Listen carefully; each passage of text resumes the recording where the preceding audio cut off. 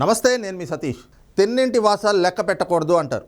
ఈ సామెతకు అర్థం ఏమిటి అని చూస్తే, ముఖ్యంగా మనం ఏ ఇంట్లో అయితే తింటామో ఆ ఇంటికి అపకారం చేసే విధంగా, లేదా ఆ ఇంటికి నష్టం కలిగించే విధంగా, ఆ ఇంటికి హాని తలపెట్టే విధంగా మనం ఎప్పుడూ వ్యవహరించకూడదు. అది మన సంస్కారాన్ని తెలియజేస్తుంది అనేటువంటిది ఈ సామెత తాలూకు సారాంశం. మరి ఇదే సామెతని రాజకీయాల్లో చూస్తే ఒక వ్యక్తికి మాత్రం ప్రస్తుతం ఉన్నటువంటి పరిస్థితుల్లో ఆపాదిస్తుంది అనేటువంటి ఒక చర్చ ఆంధ్రప్రదేశ్ రాజకీయ వర్గాల్లో చాలా విస్తృతంగా జరుగుతూ ఉంది. మరి ఆ వ్యక్తి ఎవరు అని చూస్తే, ఈయనే ఆ వ్యక్తి కొడాలి వెంకటేశ్వరరావు అలియాస్ కొడాలి నాని. ఇది ఈయన తల్లిదండ్రులు పెట్టినటువంటి పేరైతే, ఈయనకి రాష్ట్ర ప్రజలు మాత్రం మరో పేరు పెట్టారు. అదేమిటి అంటే గుట్కా నాని, బూతుల నాని. ఎందుకు అంటే, ఈ కొడాలి నాని రాజకీయ ప్రస్థానం ప్రారంభించింది ఎక్కడ? ఈయన అసలు ఏమని చెప్పుకుని తిరుగుతూ ఉంటాడు అని చూస్తే, ఈయన నందమూరి తారక రామారావు గారి భక్తుడని చెప్పుకుంటాడు. మీ పిల్లలు ఇంటర్మీడియట్ మరియు ఎంసెట్ చదువుతూ సబ్జెక్ట్స్ లో కన్ఫ్యూజ్ అవుతున్నారా? కాన్ఫిడెన్స్ లెవెల్ తక్కువగా ఉందా? రిపీటెడ్ మిస్టేక్స్ చేస్తున్నారా? అయితే మీకోసమే ఉంది రైజ్ యాప్.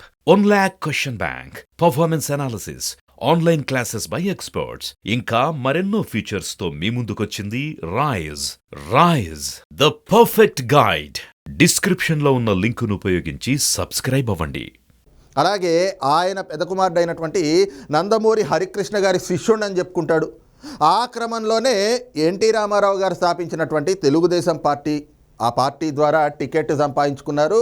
ఆ పార్టీ నుండి ఎమ్మెల్యేగా కూడా 2 సార్లు గెలుపొందాడు. ఆ వ్యక్తి ఈ రోజున తన రాజకీయ ప్రయోజనాల కోసం పార్టీ మారి వెళ్ళిపోయి, ఈ రోజున ఇంకో పార్టీలోకి వెళ్ళి అక్కడ ఉన్నటువంటి అధినేత కళ్ళల్లో ఆనందం చూడడం కోసం, తను ఏ చెట్టు నీడ నుంచి వచ్చాము, తనకి రాజకీయ భిక్ష పెట్టింది ఏ పార్టీ, ఏ కుటుంబం దగ్గర మనము ఆదరణ పొంది ఈ స్థాయికి వచ్చాము అనేటువంటి కనీస విశ్వాసం కూడా లేకుండా, ఉచ్చనీచం లేకుండా ఈ రోజున అదే భక్తుడిని అని చెప్పుకునేటువంటి నందమూరి తారక రామారావు గారి కుటుంబ సభ్యులైన బాలకృష్ణ గారిని, అలాగే ఆయన కుమారుడైన బాలకృష్ణ గారిని, ఆయన కుమార్తె అయినటువంటి పురంధేశ్వరి గారిని, మరో కుమార్తె అయినటువంటి భువనేశ్వరి గారిని, అలాగే చూస్తే తెలుగుదేశం పార్టీ ద్వారా 2 సార్లు బీఫాములు పొంది టికెట్ పొంది ఆ పార్టీ గుర్తు మీద గెలిచి అక్కడే రాజకీయ ఓనమాలు దిద్దినటువంటి వ్యక్తి ఈ రోజున ఆయనకు టికెట్ ఇచ్చినటువంటి నారా చంద్రబాబు నాయుడు గారిని, అలాగే ఆయన కుమారుడు నారా లోకేష్ గారిని, వాళ్ళని ఇష్టారీతిలో దూషిస్తూ, ఏదైతే కనీసం విచక్షణ లేకుండా మనము ఒక ప్రజా జీవితంలో ఉన్నాము, అందులోనూ ఒక మంత్రిగా కూడా చేసున్నాడు, ప్రస్తుతము ఎమ్మెల్యేగా ఉన్నాడు, ప్రజా జీవితంలో ఉన్నప్పుడు ఎలా వ్యవహరించాలి అనేటువంటి ఉచ్చనీచం కూడా తెలియకుండా ఏ విధంగా సంస్కారహీనంగా బూతులు మాట్లాడుతూ ఉంటాడో అందరికీ తెలిసిందే. దానికి ఈయన ప్రతీక అనేటువంటి ఒక అభిప్రాయం కూడా రాష్ట్ర ప్రజల్లో ఉంది. అయితే ఈ వ్యక్తి గురించి ఇంతలా ఎందుకు చెప్పుకోవాల్సి వస్తుంది అంటే, ఇందాక మనం చెప్పుకున్నాం కదా, తిన్నింటి వాసాలు లెక్క పెట్టడం అనేటువంటిది ఈయనకి పర్ఫెక్ట్గా యాప్ట్ అవుతుంది. ఇక ఈ వ్యక్తికి సంబంధించినటువంటి ఒక ఫోటో ప్రస్తుతం అయితే సోషల్ మీడియాలో చాలా వైరల్ అవుతూ ఉంది. దానిపైన అనేక చర్చలు కూడా వస్తూ ఉన్నాయి. మరి ఒక్కసారి ఆ ఫోటో చూసిన తర్వాత ఏ రకమైనటువంటి చర్చలు జరుగుతున్నాయి, అసలు ఏమిటి ఆ ఫోటో అనేటువంటి చూద్దాం. చూస్తున్నాం కదా, ఇదే ఆ ఫోటో. ఈ ఫోటోలో ఇక్కడ కనిపిస్తూ ఉన్నటువంటి వ్యక్తి అందరికీ తెలిసిందే కదా, కొడాలి నాని. ఈ ఫోటో ఎక్కడిది అంటే హైదరాబాద్లో ఉన్నటువంటి బసవతారకం క్యాన్సర్ హాస్పిటల్ దగ్గరది. మరి ఈ ఫోటో మీద అంత చర్చ జరగాల్సినటువంటి అవసరం ఏముంది, అసలు ఏ రకమైనటువంటి చర్చలు జరుగుతున్నాయనేటువంటిది చూస్తే, ముఖ్యంగా కొద్ది రోజుల క్రితం ఒక వార్త అయితే అటు మీడియాలోనూ ఇటు సోషల్ మీడియాలో కూడా చక్కర్లు కొట్టింది. అదేమిటి అంటే, కొడాలి నానికి క్యాన్సర్ వచ్చింది, ఆయన ఆరోగ్యం ఆఖరి దశలో ఉంది, అంటే ఆయన ఆయుష్ కూడా ఆఖరి దశలో ఉంది, ఇక రేపో మాపో అన్నట్టుగా ఉన్నాడు కొడాలి నాని అంటూ ఆయన కొద్ది రోజులు సైలెంట్ అయిపోయి ఎక్కడ మీడియా ముందుకు కూడా రాకపోవడంతో ఆయన ఆసుపత్రిలో చికిత్స పొందుతూ ఉన్నారు అనేటువంటి ఒక వార్తలు అయితే మనం చూసాం. ఇంకా తర్వాత ఆయన మీడియా ముందుకు వచ్చాడు, అబ్బా ఇదంతా ఏమీ లేదు, ఇది కేవలం ప్రతిపక్షాలు కావాలని చెప్పి సృష్టించినటువంటి వార్త అంటూ తనదైనటువంటి శైలిలో, అంటే సంస్కారహీనంగా మాట్లాడడం, బూతులు మాట్లాడడం, లేదంటే ఉచ్చనీచం తెలియకుండా ఈ రోజున ప్రతిపక్షాల మీద నోరేసుకుని పడిపోవటం, ఆ రకమైనటువంటి ధోరణిలో తనదైనటువంటి సహజమైనటువంటి శైలిలో ప్రతిపక్షాలని దూషిస్తూ వచ్చాడు. కట్ చేస్తే మరి రోజున ఆయనకు నిజంగా ఆరోగ్యం బాలేదా, నిజంగా క్యాన్సర్ ఉందా ఏమిటి తెలియదు, కానీ అప్పటి నుంచి అదొక చర్చ అయితే రాజకీయ వర్గాల్లో అడపతడప జరుగుతూనే ఉంది. ఆయన ఎప్పుడైనా 1-2 రోజులు కనిపించకుండా పోయినా కూడా ఇదిగో కొడాలి నాని క్యాన్సరు, ఆ క్యాన్సర్ ట్రీట్మెంట్ తీసుకోవడానికి అక్కడికి వెళ్ళాడు, ఇదిగో కొడాలి నాని ఇంకా చచ్చిపోబోతున్నాడు, రేపో మాపో అంటున్నాడు, దానికి చికిత్స చేయించుకోవడానికే వెళ్ళాడు అనేటువంటి ఈ రకమైనటువంటి చర్చలు చూస్తూ ఉన్నాం. కానీ అది నేను కోరుకోవట్లేదు. నేను ఆయన సంపూర్ణ ఆరోగ్యంతో ఉండాలి, ఆ భగవంతుడు కూడా ఆయనకి సంపూర్ణ ఆయుష్ని ఇవ్వాలి అని చెప్పి నేను కూడా కోరుకుంటున్నాను. కానీ ఈ రోజున ఈయన ఏదైతే బసవతారకం ఆసుపత్రికి వచ్చి అక్కడి నుంచి వెళ్తున్నటువంటి సమయంలో అక్కడ ఉన్నటువంటి కొందరు ఈ ఫోటోని తీశారు. ఇది ప్రస్తుతం సోషల్ మీడియాలో నెట్టింట వైరల్ అవుతా ఉంది.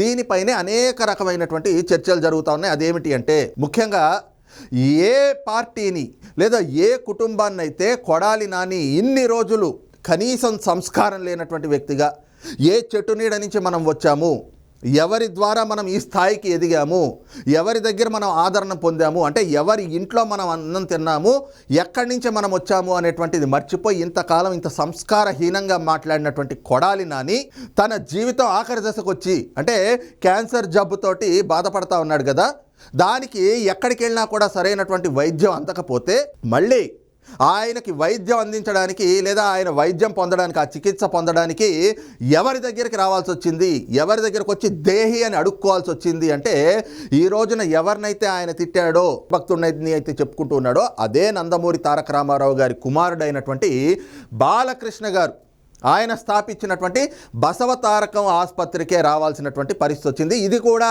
జగన్మోహన్ రెడ్డి చెప్పేటువంటి మాటల్లాగానే దేవుడి స్క్రిప్టు అంటూ కూడా సోషల్ మీడియాలో ఒక వార్త అయితే చాలా వైరల్ అవుతూ ఉంది. ఎందుకంటే ఈయన ఈ విధంగా బసవతారకం ఆసుపత్రికి రావడం, అక్కడ సైలెంట్గా చడి చప్పుడు లేకుండా వచ్చి వెళ్ళిపోవటం. సహజంగా అయితే వైఎస్ఆర్ కాంగ్రెస్ పార్టీ నాయకులు ఎక్కడికన్నా వెళ్తే వాళ్ళు వెళ్ళడానికంటే ముందు వాళ్ళ సోషల్ మీడియా ప్రచారం వెళ్ళిపోతుంది. ముఖ్యంగా మొన్న మనం చూసాం అంబటి రాంబాబు, అదే ఆంబోతు రాంబాబు అని కానీ సంబరాల రాంబాబు అని కానీ పిలిస్తే ఆయన్ని గుర్తుపడతారు. సో ఆ రాంబాబు ఖమ్మం జిల్లాకు వచ్చినప్పుడు చంద్రబాబు నాయుడు గారి అరెస్టు నేపథ్యంలో ఖమ్మం జిల్లాలో ఉన్నటువంటి తెలుగుదేశం పార్టీ శ్రేణులు కానీ లేదా చంద్రబాబు నాయుడు గారి అభిమానులు కానీ వాళ్ళు ఆ ఆంబోతును రోడ్డు మీద అడ్డగించి ఈ విధంగా ఇంత దుర్మార్గంగా వ్యవహరిస్తారా అంటూ ఆయన్ని గో బ్యాక్ అంటూ వాళ్ళ నిరసన తెలిపారు. అది అసలు బయట ప్రపంచానికి తెలిసేలోపు, వైఎస్ఆర్ కాంగ్రెస్ పార్టీలో ఉన్న వాళ్ళకు కూడా తెలిసేలోపే ఆ పార్టీ సోషల్ మీడియాలో ఈ వార్త ప్రత్యక్షమైపోయింది. ఇదిగో చూసారా తెలుగుదేశం పార్టీ వాళ్ళ రౌడీయిజం అంటూ. అసలు ఆంధ్రప్రదేశ్లో కదా ఈ ఘటన జరిగితే మీరు స్పందించాల్సింది. తెలంగాణలో ఇలాంటి ఘటన జరిగితే ఇదిగో తెలుగుదేశం పార్టీలు ఈ విధంగా చేసేస్తున్నాయని చెప్పేసి దాన్ని పెద్ద ఎత్తున ప్రచారం చేసుకున్నారు. ఇక ఈ ఒక్క ఉదంతం కాదు, అనేక ఉదంతాలు ఉన్నాయి ఈ విధంగా చూసుకుంటూ పోతే. ఇలాగా అక్కడ వైసీపీ నాయకులు ఎక్కడికైనా వెళ్తుంటే వాళ్ళకంటే ముందు వాళ్ళ సోషల్ మీడియా ముందు అక్కడ ప్రచారం మొదలు పెట్టేస్తుంది. అలాంటిది కొడాలి నాని ఈ రోజున చడీ చప్పుడు లేకుండా బసవతారకం వచ్చి వెళ్తూ ఉంటే దానిపైన ఎందుకు ప్రచారం చేయలేదు? మరి నిజంగా ఆయన క్యాన్సర్తో బాధపడుతూ చికిత్స పొందడానికే బసవతారకం ఆసుపత్రికి వచ్చాడా, లేదంటే గనక ఆయనకు తెలిసిన వాళ్ళు ఎవరైనా కూడా చికిత్స పొందుతుంటే చూడడానికి వచ్చాడా? ముఖ్యంగా జగన్మోహన్ రెడ్డి గారి నైజం ఏమిటి? ఆయన మాట వినకపోతే కన్న తల్లిని సొంత చెల్లిని కూడా దగ్గరికి రానియడు, వాళ్ళని పక్క రాష్ట్రాలకు తరిమేస్తాడు. అవసరమైతే వాళ్ళు చావు బతుకుల మధ్యలో ఉన్నా కూడా కనీసం చూడడానికి కూడా వెళ్ళడు. మరి అలాంటి వ్యక్తి దగ్గర ఉండేటువంటి ఇలాంటి సంస్కారహీనులు మరి ఇన్ని రోజులు అదే బాలకృష్ణ గారిని, అదే తెలుగుదేశం పార్టీని, అదే చంద్రబాబు నాయుడు గారిని, అదే పురంధేశ్వరి గారిని, అదే లోకేష్ గారిని, అదే భువనేశ్వరి గారిని ఇష్ట రీతిలో బూతులు తిడుతూ వచ్చినటువంటి వ్యక్తి ఎక్కడైనా కూడా సిగ్గు శరం ఉంటే ఆ ఆసుపత్రి గడిపే ఎలా తొక్కాడు అనేటువంటి కొన్ని ప్రశ్నలు కూడా వస్తున్నాయి. కానీ అలాంటి వాళ్ళకు కూడా ఒకటే చెప్తున్నాం, తెలుగుదేశం పార్టీ కానీ లేదు నందమూరి తారక రామారావు గారి కుటుంబ సభ్యులు కానీ ఏ రోజు కూడా జగన్మోహన్ రెడ్డి చేసినట్టుగా కక్షా రాజకీయాలు చేయరు కదా. వాళ్ళు శరణ్ కోరొస్తే శత్రువునైనా కూడా క్షమించే రకాలు. కాబట్టి నిజంగా ఈ మనిషి ఆయన జీవితం ఆఖరి దశకు వచ్చి ఆ క్యాన్సర్ రోగం ముదిరి చావు బతుకుల్లో ఉన్నా కూడా బసవతారకం ఆసుపత్రిలో బాలకృష్ణ గారు దగ్గరుండి మరీ మంచి వైద్యాన్ని, మంచి చికిత్సను అయితే అందిస్తారు. అంతవరకు ఖచ్చితంగా చెప్పచ్చు. అయితే ఈ అంశం ఒక రకంగా ప్రచారం జరుగుతుంటే మరోవైపున ఇంకొక ప్రచారం కూడా వస్తూ ఉంది. అదేమిటి అంటే ఆల్రెడీ ఆంధ్రప్రదేశ్లో అధికార పార్టీ అయినటువంటి వైఎస్ఆర్ కాంగ్రెస్ పార్టీ భూస్థాపితం కాబోతా ఉంది. ఎందుకంటే 5 ఏళ్లుగా వాళ్ళు చేసినటువంటి జగన్మోహన్ రెడ్డి చేసినటువంటి రాక్షస పాలనకి, ఆ పార్టీలో ఈ విధమైనటువంటి వ్యక్తులు వ్యవహరించినటువంటి తీరు, ఇవన్నీ చూసి ప్రజలకి వెక్స్ వచ్చేసింది. ఈ రోజున ఎప్పుడు ఎన్నికలు వస్తాయా, జగన్మోహన్ రెడ్డిని ఎప్పుడు రాజకీయంగా సమాధి చేద్దామా అని చెప్పేసి అందరూ 1000 కళ్ళతో ఎదురు చూస్తూ ఉన్నారు. ఇంకో పక్కన ప్రతిపక్షాలకి ఎక్కడికక్కడ ఆదరణ పెరిగిపోతూ ఉంది. వాళ్ళు ఎక్కడికి వెళ్ళినా కూడా, ఏ సభలు పెట్టినా, ఎక్కడ ఏ కార్యక్రమాలు పెట్టినా కూడా ప్రజలు తండోపతండాలుగా వస్తున్నారు, వాళ్ళకి బ్రహ్మరథం పడుతూ ఉన్నారు. ఇంకో పక్కన వైఎస్ఆర్ కాంగ్రెస్ పార్టీలో జగన్మోహన్ రెడ్డి ఆలోచనలని, జగన్మోహన్ రెడ్డి నిర్ణయాలని వ్యతిరేకిస్తూ జగన్మోహన్ రెడ్డినే విభేదించి ఆ పార్టీ నాయకులు ఒక్కొక్కళ్ళుగా ఈ రోజున మూకుమ్మడి రాజీనామాలకు కూడా సిద్ధమవుతున్నటువంటి పర్వం మనకు కనిపిస్తూ ఉంది. ఈ క్రమంలో వైఎస్ఆర్ కాంగ్రెస్ పార్టీ మళ్ళీ అధికారంలోకి వచ్చేటువంటి పరిస్థితి లేదు. ఇకపోతే ఆల్రెడీ నారా లోకేష్ గారు రెడ్ బుక్ అని చెప్పేసి అందులో చాలామంది పేర్లు రాస్తున్నామంటూ అనేక సందర్భాల్లో చెప్పారు. రేపు అధికారంలోకి వచ్చిన తర్వాత ఈ రోజున ఏదైతే చంద్రబాబు నాయుడు గారిని కానీ, లోకేష్ గారిని కానీ, తన తల్లిని కూడా అసెంబ్లీ వేదికగా ఏ విధంగా అయితే అవమానించారో, ప్రతి ఒక్కళ్ళని కూడా, అంటే కేవలం రాజకీయ నాయకులే కాదు, అధికారులు కూడా ఏదైతే రాజకీయ నాయకుల ఒత్తిళ్లకు తలొగ్గో, లేదంటే గనక రాజకీయ పార్టీకి, అంటే జగన్మోహన్ రెడ్డి పార్టీ కండువా కప్పుకొని కార్యకర్తల్లాగా బాధ్యతారాహిత్యంగా వ్యవహరించినటువంటి అధికారులు ఉంటారో, ఇలాంటి అందరిపైన కూడా రేపు అధికారంలోకి వచ్చాక చర్యలు తీసుకుంటామంటూ కొన్ని హెచ్చరికలు కూడా జారీ చేశారు.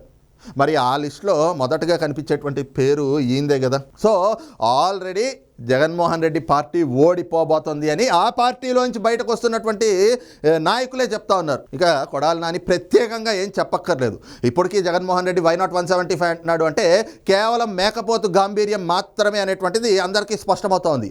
ఈ క్రమంలో రేపు ప్రభుత్వం మారిన తర్వాత ఖచ్చితంగా లోకేష్ గారి ఎర్ర బుక్ ఏదైతే ఉందో, ఆ రెడ్ బుక్, దాంట్లో ఈ వ్యక్తి పేరైతే మొదటి 2-3 పేర్లలోనే ఉంటుంది. కాబట్టి ఆయన పైన ఖచ్చితంగా చర్యలు తీసుకోవడం కూడా చాలా స్పష్టంగా ఉంటాయి అనేటువంటిది తెలుస్తుంది.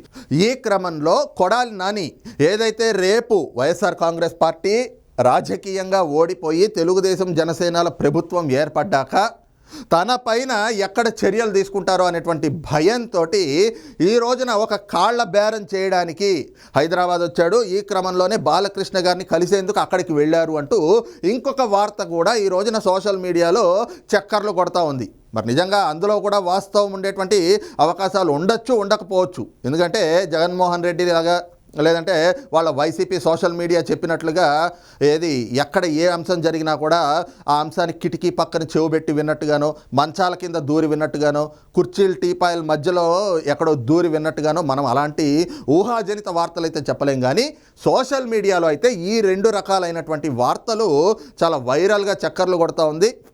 ఈ 2 రకాలైనటువంటి వార్తలు మాత్రం ప్రస్తుతం నెట్టింట చక్కర్లు కొడుతూ వైరల్గా మారుతున్నటువంటి పరిస్థితి అయితే కనిపించింది. ఏదైతే కొడాలి నాని అలియాస్ గుట్కా నాని, బూతుల నాని, క్యాసినో నాని, ఈ రోజున తిన్నింటి వాసాలు లెక్కబెట్టినటువంటి ఈ నాని తన జీవితం ఆఖరి దశకు వచ్చేటప్పటికి చికిత్స పొందడానికో, లేదంటే గనక రేపు రాజకీయంగా తాను ఎట్లాగో కూడా సమాధి కాబోతా ఉన్నాడు, తనను నమ్ముకున్నటువంటి జగన్మోహన్ రెడ్డి కూడా భూస్థాపితం కాబోతా ఉంది ఆ పార్టీ, ఆయన కూడా రాజకీయ సమాధి ప్రజలే కట్టబోతా ఉన్నారు. కాబట్టి రేపు ఎన్నికల్లో ఓడిపోయాక తన మీద ఎలాంటి చర్యలు తీసుకోవద్దు మహాప్రభు అంటూ ఈ రోజున అదే తెలుగుదేశం పార్టీకి చెందినటువంటి నాయకుడైనటువంటి బాలకృష్ణ గారి దగ్గర కాళ్ల బేరానికి వచ్చాడు అనేటువంటి వార్తలు అయితే ఈ రోజున వైరల్ అవుతా ఉన్నాయి. మరి నిజంగా అవే జరిగినాయా, లేదు ఏం జరిగింది అనేటువంటి అంశము రేపు ఎలాగో ఆయన మళ్ళీ ప్రెస్ మీట్ పెడతాడు. ఈ వార్తలన్నీ కూడా చూసిన తర్వాత మళ్ళీ సహజంగానే ఎల్లో మీడియా, పచ్చ మీడియా అంటూ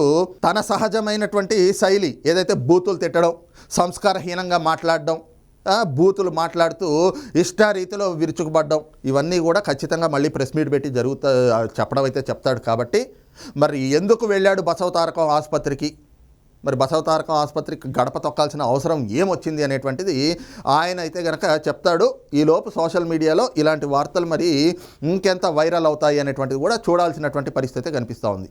మరి ఈ అంశం పైన మీ అభిప్రాయం ఏమిటి అనేది కూడా కామెంట్ సెక్షన్లో మెన్షన్ చేయండి. Thank you.